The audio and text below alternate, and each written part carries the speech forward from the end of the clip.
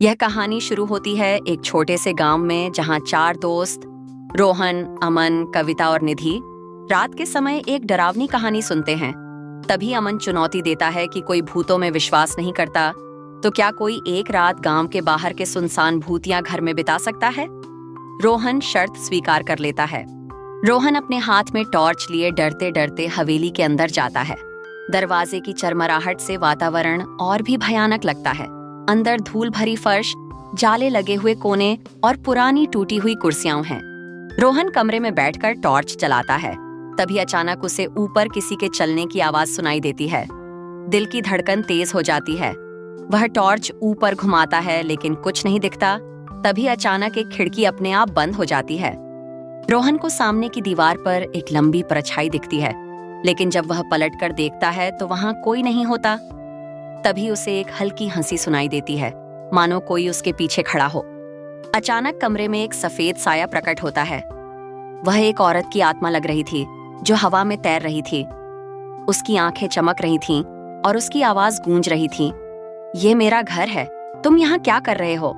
डर के मारे रोहन भागने ही वाला होता है कि आत्मा उसे रोककर कहती है कि वह कोई आम भूत नहीं, बल्कि इस हवेली की एक बेगुनाह आत्मा है। वह यहाँ इसलिए फंसी हुई है क्योंकि कुछ लोगों ने उसके साथ अन्याय किया था। रोहन पूरी रात भूतनी की कहानी सुनता है और वादा करता है कि वह गांव में जाकर सबको बताएगा। जैसे ही सूरज की पहली किरण हवेली में पड़ती है, आत्मा धीरे धीरे लुप्त हो जाती है और हवेली फिर से शांत हो जाती है। आदित्य नाम का एक जिज्ञासु लड़का गांव में खेलते खेलते उस पुरानी सड़क के किनारे आ जाता है। सड़क सुनसान और रहस्यमयी लग रही थी। अचानक उसे सड़क के एक किनारे पर उखड़ी हुई ईंटें और एक लोहे का हैंडल दिखता है। आदित्य उत्सुकता में उस हैंडल को खींचता है। जमीन अचानक हल्की सी हिलती है और एक गुप्त दरवाजा खुल जाता है। नीचे एक अंधेरी सुरंग दिखती है जिससे ठंडी हवा आ रही थी। आदित्य हिम्मत करके सुरंग में उतरता है। सुरंग लंबी और गहरी थी। दीवारों पर पुरानी आकृतियां बनी थीं। कुछ जगहों पर मशालें जल रही थीं। अचानक उसे सामने एक दरवाजा दिखा जिस पर अजीब संकेत बने थे। आदित्य दरवाजा खोलता है और अंदर एक विशाल कक्ष में प्रवेश करता है। वहां सोने चांदी की मूर्तियां और पुराने सिक्के रखे थे। लेकिन जैसे ही वह आगे बढ़ता है, एक दीवार पर रोशनी चमकती है और एक लिखावट प्रकट होती है, सच्चे दिल वाले को ही खजाना मिलेगा। आदित्य लिखावट पढ़ने के बाद समझ जाता है कि यह खजाना लोभियों के लिए नहीं है। वह एक बटन दबाता है और अचानक एक दूसरी सुरंग खुल जाती है जो सीधे गांव के राजा के महल में जाती थी। यह एक प्राचीन आपातकालीन रास्ता था जो राजा द्वारा युद्ध के समय इस्तेमाल किया जाता था।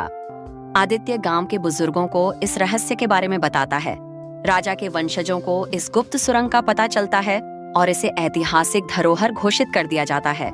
गांव एक प्रसिद्ध पर्यटन स्थल बन जाता है। इस कहानी से हमें यह सीख मिलती है कि आदित्य ने खजाने को देखकर लालच नहीं किया, बल्कि उसके पीछे छिपे रहस्य को समझने की कोशिश की। इसीलिए उसे असली इनाम मिला। अगर आपको यह कहानी अच्छी लगी हो तो आप हमारे वीडियो को लाइक और चैनल को सब्सक्राइब करें, जिससे हम आपके लिए ऐसे ही मजेदार कहानी लाते रहेंगे।